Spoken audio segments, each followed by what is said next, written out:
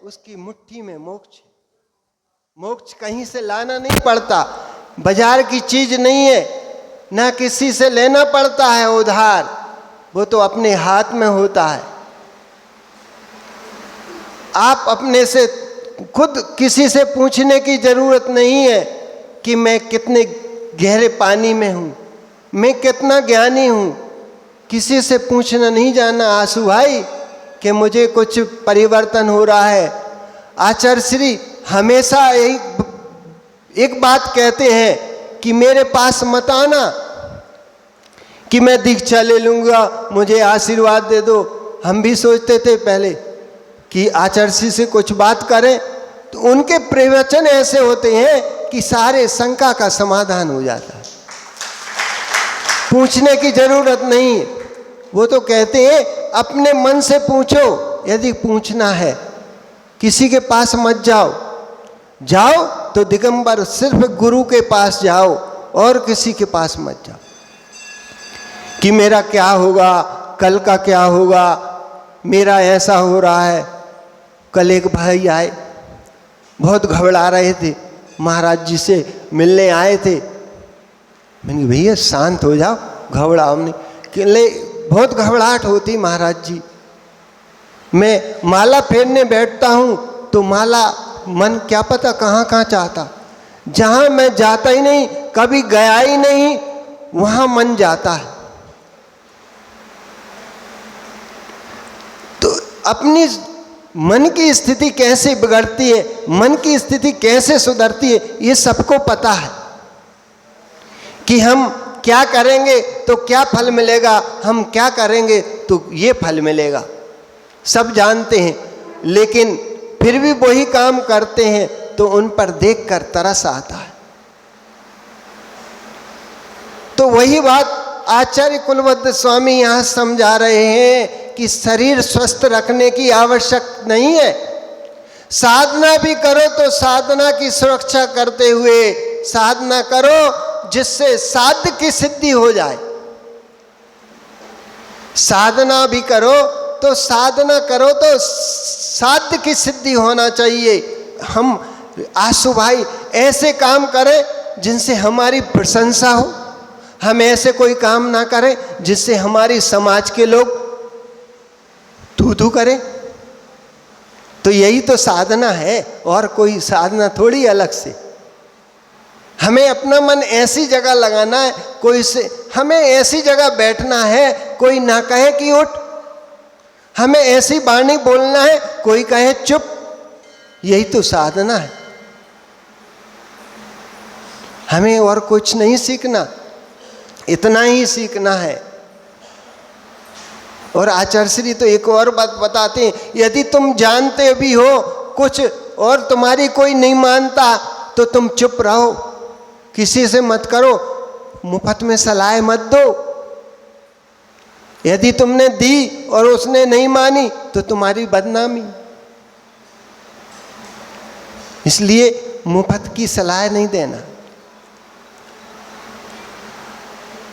जिससे साध्य की सिद्धि वही संभव हो सके। तपस्या करना भी विज्ञान है, भोजन करना भी विज्ञान है,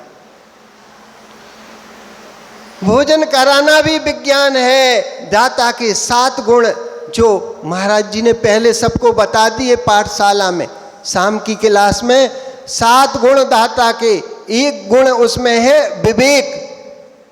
यदि आपके पास विवेक गुण है तो आप सफल हैं, और विवेक ही नहीं है, अविवेकी बने हो तो कोई बात नहीं बनेगी फिर। इसलिए दाता के 7 गुणों में एक विवेक गुण होता है, वह विवेक महान गुण होता है। किस द्रव्य से कफ की वृद्धि होती है, किस द्रव्य से पित्त की वृद्धि होती है, ये दाता को पता होना चाहिए कि मुनिराज के हाथ में हम दे रहे हैं तो इनके पत्ते के है कि अपत्य योग है, इतना गुण होना चाहिए दादा को, तो वो आहार कराने में सफल है। यदि आपने ऐसी चीज चला दी और चल भी गई और महाराज जी को कफ की वृद्धि हो गई तो तुमने आहार तो दिया लेकिन गड़बड़ कर दी। जैसे इतना ज्ञानी होना चाहिए, द्रव्य साधु को दे रहा है, जिस द्रव्य से के माध्यम से यदि वैषम होता है तो विषमता में रोग की वृद्धि होगी, और रोग की वृद्धि होगी तो सामायिक में ढंग से सामायिक नहीं कर पाएंगे। बैठे तो और मुख में कफ आ गया तो बाहर निकालने जाएंगे, बाहर निकालने जाएंगे तो सामायिक समय कम होगा कि नहीं होगा, सामायिक में विघ्न हो जाएगा। इसलिए दाता तेरे विवेक की कमी के कारण पात्र अस्वस्थ हो गया। अब आपने आहार भी दिया, अंतराय भी दिया, दो दो बातें कह रहे हैं। आपने आहार भी दिया और अंतराय दिया। आहार तो दिया जिससे पेट भर गया, लेकिन अंतराय दिया जिसने सामायिक में अंतराय डाल दिया। सामायिक में अंतराय डाल दिया, साधना में अंतराय हुआ। जैसे दाता के अंदर विवेक नाम का गुण है, विज्ञान नाम का गुण है, ऐसे ही साधक के को भी स्वयं विवेक होना चाहिए। ऐसे ही साधक नाम का विवेक नाम का गुण है, साधक के अंदर भी होना चाहिए। भैया, जैसे घृत से बुद्धि बढ़ती है, पता है कि घृत खाने से, आयुर्वेद में घृत को आयुर कहा है, औषधि है घृत। लेकिन पत्त के लिए तुम्हारा कैसा पत्त है? आप भोजन करने गए और बुद्धि में रख के गए कि बुद्धि बढ़ती है घी से, और जिसके यहाँ गए भोजन करने उसके यहाँ घी बहुत उपलब्ध था, तुमने सोचा कि आज बुद्धि बढ़ा लेती हूँ, जिससे तेज भी बढ़ेगा शरीर का और बुद्धि भी बढ़ जाएगी। उस घर में घृत की अधिकता थी और तुमने विचार कर लिया आज मौका है, आज ही तेज बढ़ा लेगा, आज ही बुद्धि बढ़ा लेगा। क्या हे ज्ञानी, औषधि का सेवन पत्थ से होता है और घृत एक औषधि है। नेत्रों की ज्योति बढ़ाना है तो घृत का तलवों पर लेप करोगे तो घृत आंखों की ज्योति बढ़ जाएगी। ये आयुर्वेद में पूज्यपाद स्वामी ने, आयुर्वेदाचार्य थे, उनने लिखा है।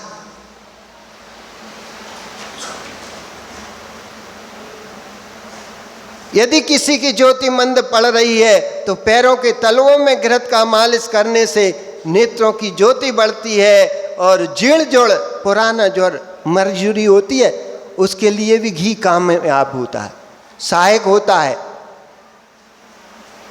वो भी ज्वर शमन करने में सहायक हो सकता है और ज्वर बढ़ाने में भी घृत सहायक हो सकता है। कैसे? ज्वर वाले को घृत का पान नहीं करना पड़ता है। पूज्यपाद स्वामी ने बताया है, उन्होंने स्पष्ट लिखा है यहाँ पर। कुछ लोग पैसा इकट्ठा करने में सुखी मानते हैं अपने आप को, कि मैं पैसा इकट्ठा कर लूँगा तो सुखी हो जाऊँगा। नहीं, पर ध्यान रखना, पैसा अर्जित करने में सुखी हुआ करते होते तो पैसे वाले कभी उनका चेहरा कभी उदास नहीं होता। हमने तो देखे हैं पैसे वाले पतली रोटी खाते हैं दाल के पानी से, पतली रोटी ऊपर की पपटी खाते हैं, दाल की बिना घी की खाते हैं। शुगर हो गई, डायबिटीज हो गई, हाइपोटेंशन, उनका रक्तचाप बढ़ गया, डॉक्टर ने मना कर दिया अब आपको घी नहीं खाना। पैसे वाले सुखी नहीं होता, सुख तो साता से होता है। साता का उदय नहीं है तो पैसा क्या करेगा। ऐसे ही जो पैसा अर्जित करके सुखी होना चाहते हैं वे ऐसे ही है जैसे 105 डिग्री बुखार है और कह रहे हैं मुझे घी पिला दो। अब स्वस्थ होंगे क्या? नहीं होंगे। घी पीकर स्वस्थ नहीं करना चाहता, ऐसे ही पैसे को इकट्ठा करके व्यक्ति सुख तो प्राप्त करना चाहता है पर आत्म सुख प्राप्त नहीं कर सकता। आत्म सुख चाहिए तो संसार का सुख भी तुझे चाहिए तो धन छोड़ना पड़ेगा। यदि आपको एक सेव फल भी चाहिए खाने के लिए तो उसके लिए भी आप उस ठेले वाले को पैसे दे के आओगे, फ्री में नहीं मिल पाएगा। तो तुम्हें पैसा छोड़ना पड़ा जब तुम्हें सेव फल का सुख मिला। एक तो तुम्हें मोक्ष का सुख कैसे मिल जाएगा? पैसे पैसे इकट्ठे करके उसको छोड़ना पड़ेगा। इसलिए काहे को लगे हो पैसे कमाने में, जब जिसको छोड़ना पड़े तो ऐसा पैसा किस काम का? कह रहे हो यहां, अभी जाके वहीं मिलोगे।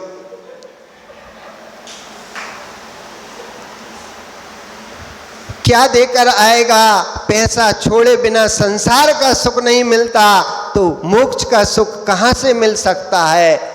बिना धन छोड़े एक सेव फल खाने का नहीं मिलता तो धन किस लिए? जो धन लिए मोक्ष वहां मिलेगा क्या? यहाँ तो यहीं छोड़ना पड़ेगा तो मोक्ष जा पाओगे। कल एक भाई और आए थे, हमने कही तुम्हारा परिग्रह परिमाण व्रत है? कहले महाराज जी नहीं। तो मैंने कही फिर काहे की साधना करने के लिए तुम महाराज जी का समय बर्बाद करने आए? पहले परिग्रह परिमाण व्रत अभी भी तुम्हारे सिग्नेचर होते हैं प्रॉपर्टी पे। मैंने कि कितनी है? कहले सारी हमारे ही नाम। तो मैंने कि अब तुम्हारी 85 साल की उम्र हो गई और तुम अभी भी बैठे हो सिग्नेचर करने, तो फिर तुम यदि तुम्हारी 2-4 साल उम्र है और तुम्हें समाधि मरण करना है तो पहले अपना सीमित कर लो कि हमें क्या करना है क्या नहीं करना, फिर अच्छे से समाधि हो जाएगी। जब तुमने छोड़ा ही नहीं अभी कुछ और फिर तुम बाद में छोड़ोगे तो फिर तुम्हें हमारे वचन तुम्हें सुनाई पड़ेंगे क्या? तुम्हें सांवला जी, तुम्हें तो दुकान दिखेगी, बेटा दिखेगा।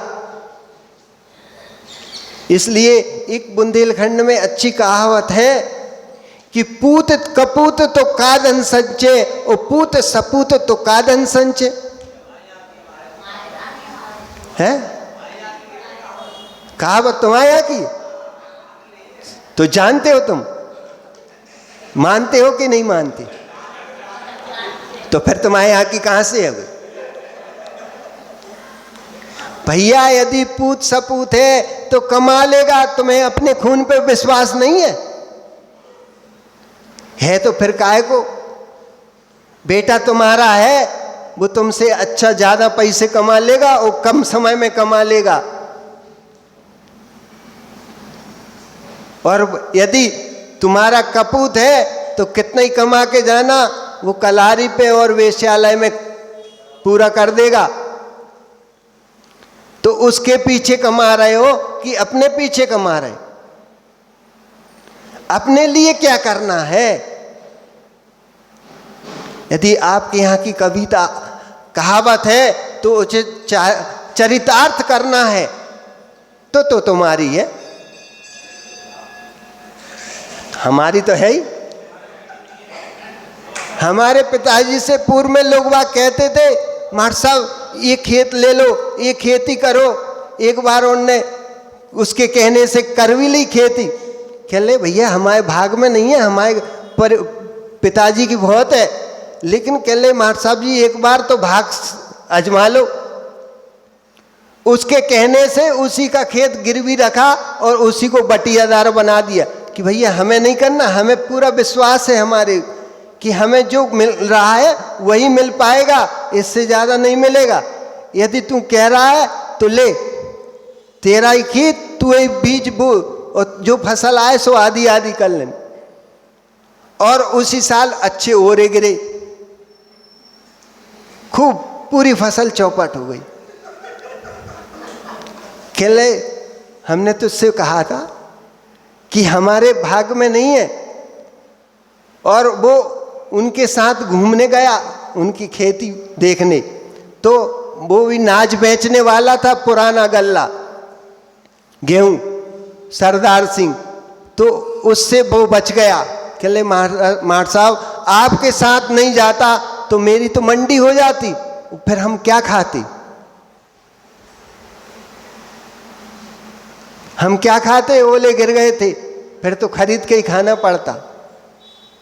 तो जितना जिसके भाग में है उससे ज्यादा नहीं मिल सकता। कितना ही पुरुषार्थ कर लो, कितना ही जोड़ के धर जाओ, यदि उसे भीख मांगना है तो भीख ही मांगते मिलेगा। और यदि उसे अच्छी एसी गाड़ी में घूमना है तो तुम अटाला भी छोड़ के जाओगे तो उसको बेच के दूसरी खरीद लेगा कमा के। तो ऐसे अपने पुरुषार्थ पे तुम्हें भरोसा है तो मोक्ष पुरुषार्थ में लगाओ तो काम का है। और धन कमाने में लगा रहे हो तो तुम्हारा कोई मतलब नहीं जैन कुल में जन्म लेने का। जो जोड़ जोड़ कर धर जाते हैं, जैसे आप यदि धन कमाने में आनंद अर्जित करते हो, जैसे उपवास करने वाला 10 दिन का उपवास कर लेगा उसे कोई कष्ट नहीं होगा। यदि 10 दिन का मल जोड़ के रखेगा तो उसे कष्ट होगा।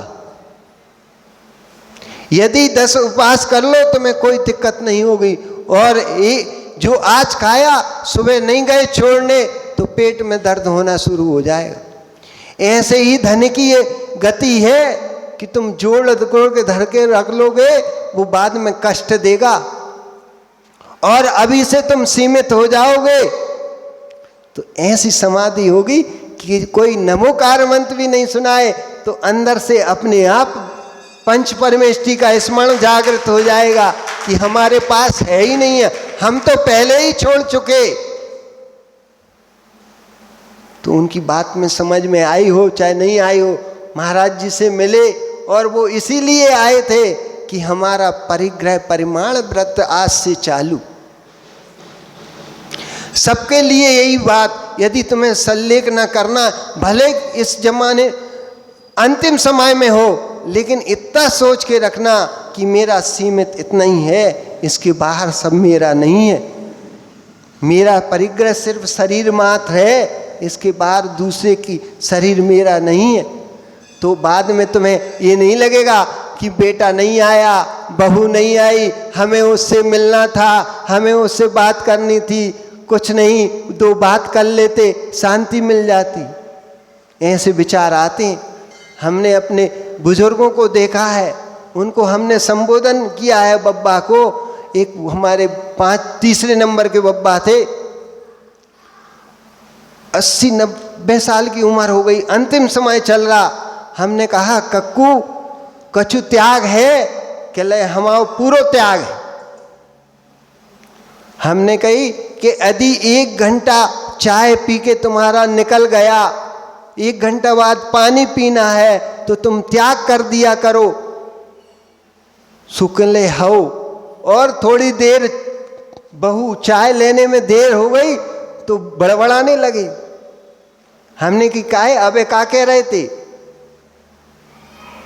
तो अंतिम समय में ऐसी विडंबना होती है कि त्याग करते हुए भी लोलुपता रहती है कि अभी तुरंत चाय पी, फिर चाय पीने की आदत पड़ी, लग गई कि मुझे चाय नहीं मिली। अरे बब्बा अभी तो पी थी तुमने। कहले बहुत देर हो गई। अरे हमने कही अबे तो हम संबोधन दे रहे थे तुम्हें वही बातें फिर याद आ रही। अब जिसने जिंदगी भर चाय पी छोड़ी नहीं हो तो अंतिम समय में उसे चाय दिखेगी, उसे नमोकार मंत्र नहीं सुनाई पड़ेगा। इसलिए अभी से अपन ऐसे बन जाओ कि हमारा तो त्याग है, त्याग है, त्याग है। तो त्याग में यदि अंतिम समय में तो त्यागी वृत्ति होके जाओगे। यदि आयु बंद तुम्हारा थोड़ा ही बचा है, तुम्हें पता नहीं चलता और तुमने त्याग कर दिया तो वृत्ति बन के जाओगे। वही तो कह रहे हैं, जोड़ने में नहीं छोड़ने में धर्म है। जो पुरुष द्रव्य से सुख चाहता है वह पुरुष ज्वर वाले पुरुष को घी पिलाकर स्वस्थ करना चाहता है। भोजन औषधि है, भोजन करना विज्ञान है। कितना द्रव्य कब लेना है और किस समय लेना है, ये सीमा होनी चाहिए। ये सीमा होनी चाहिए तो वही द्रव्य औषधि का काम करेगा। और पर को ज्ञात होना चाहिए, आपको ज्ञात होना चाहिए। तिल में से भी तेल निकलता है, उसे भी गीला करना पड़ता है। जब तिल में से तेल निकल पाता है, फिर जो भोजन का रस तभी बनता है जब उसमें तेरी प्रसन्नता का नीर मिलता है। यदि तुमने भोजन किया और खिन्न मन से किया तो कितने ही अच्छी मिठाई खा लेना, वो विष रूप ही बनेगी। और यदि मन प्रसन्न है तो कैसी भी सूखी रोटी खा लेना, वो सप्तधातु बनेगी, अमृत रूप काम करेगी। इसलिए भोजन करो तो अच्छे से करो, भजन करो तो अच्छे से करो, भक्ति करो तो अच्छे मन लगा के करो, तो तुम्हारी सार्थक है। और मन मार के करते हो, मन मार के आहार देने जाते हो, मन मार के भोजन करते हो, तुम्हारा इसीलिए तो कहते हैं कि हमारे शरीर में लगता ही नहीं है। कहाँ से लगेगा? तुम माने परसा भोजन और तुम आंखें बड़बड़ा रहे हो, मुंह बड़बड़ा रहे हो, आंखें निकाल रहे हो कि क्या बना के रख दिया, हमसे तो खपता ही नहीं है। अरे वही मसाले हैं, वही जो रोज बनता है, अच्छे मन से खाओ। तुम्हारा मन बेकार है इसलिए तुम्हें रुचता नहीं।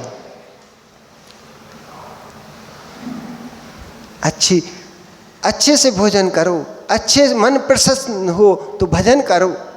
मन नहीं लगे तो आचार्य श्री कहते हैं यदि मन नहीं लगे तो मंदिर से बाहर चले जाओ।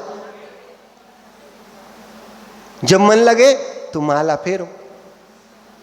यदि दुकान में मन नहीं लग रहा तो दुकान में मत बैठना। क्यों? मन तो तुम्हारा कहीं और है। और कोई ग्राहक आया और तुमने 50 की चीज 5 रुपए में पकड़ा दी उसको, ऐसा ही होता है। अरे ये मन जब नहीं लगता तो ऐसा ही होता, बुद्धि विपरीत हो जाती। 500 में बेचना तो विवेक का काम है। और जब तुम्हारा विवेक खो गया तो फिर पड़ोसी विवेक को देखोगे क्या?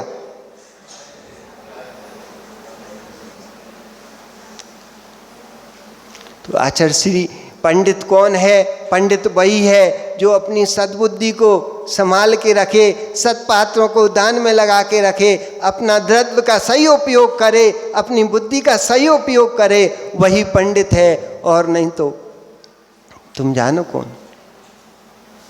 इसलिए आचार्य श्री की एक कविता सुनाते हैं, टाइम तो हो गया, कि मानव की मानवता निरीह पशुओं के अंग अंग को कंपित कर देती, जिसका दूध पीकर परिपुष्ट होते, उसी गाय को पैसे के लिए कत्ल खाने में बेच देते पापी जन। उसी गाय को कत्ल खाने में बेच देते पापी जन, उपकारी का अपकार कर दुर्गति को आमंत्रण देते। उपकारी का अपकार कर दुर्गति को आमंत्रण देते, शिकार महादुक्कार पशुओं पर अत्याचार, दानवता का हो रहा प्रचार, नरकों में चुकाना होगा जिसका हिसाब। नरकों में चुकाना होगा जिसका हिसाब। मत करो शिकार, जीवों को भी है जीने का पूर्ण अधिकार। मूक प्राणियों को मत मारो, मत करो उनका शिकार, मत करो शिकार। आज देख रहे थे जब सोच को जा रहे थे, महाराज जी की निगाह पड़ गई, एक पिल्ले को कोई टक्कर मार के चला गया और बेचारा ऐसा पड़ा था कि कोई को दिख नहीं रहा था। एक ट्रैक्टर पीछे से और आ रहा था। जब तक महाराज जी पहुंच गए, साख सागर जी, उनने देखा कि कि पिल्ला ना तो आवाज कर रहा था, अचेत पड़ा था, मुंह में से खून आ रहा था, एक पैर में छिला था। लेकिन जैसे ही हम लोगों ने नवोकार मंत्र सुनाया और उसमें ऐसी चेतनता आई कि बिना हाथ लगाए, तो सार तो उठाना चाह रहा था लेकिन बिना हाथ सहारा दिए वो टेंटे करके एक साइड हो गया। ये तो हमने देखा है, पहले भी हमने एक मरण से को कुत्ते को सुनाया था नमोकार मंत्र, मंदिर के सामने पड़ा था हमारे गांव में, और ऐसे कर रहा था जैसे जाने वाला था। मंदिर से जैसे ही हम आए और उस नमोकार मंत्र सुनाया, और सब देखने वाले कि जैन साहब क्या कर रहे हैं, वो तो जाने वाला है। और जैसे ही नवोकार मंत्र सुनाया वो पिल्ले ने दौड़ लगा दी। ऐसे ही आज हुआ उसके, और नहीं तो वो देख थोड़ी पा रहा था, ट्रैक्टर आता और उसको चकनाचूर कर देता, 2 मिनट में खेल हो जाता। ऐसे किसी जीव को यदि तुम्हें मिल जाए, हमारे आचार्य श्री क्या पहले भी देख लेते हैं कि कोई पड़ा तो नहीं है, उसको नमोकार मंत्र जरूर सुना। गाय मिले, कुत्ता मिले, कोई जानवर मिले, हमारा पहला अधिकार है, भले मंदिर जाने में देर हो जाए लेकिन उसको नमोकार मंत्र सुना। भले तुम्हारे 16 के कपड़ा खराब हो जाए तो हो जाने देना, लेकिन नमोकार मंत्र सुना देना। महामंत्र है, उसकी सदगति हो जाएगी, उसका आदि अंतिम समय होगा तो नमोकार मंत्र सुन के जाएगा, और हम सुनाएंगे तो हमें भी पुण्य का बंध हो जाए।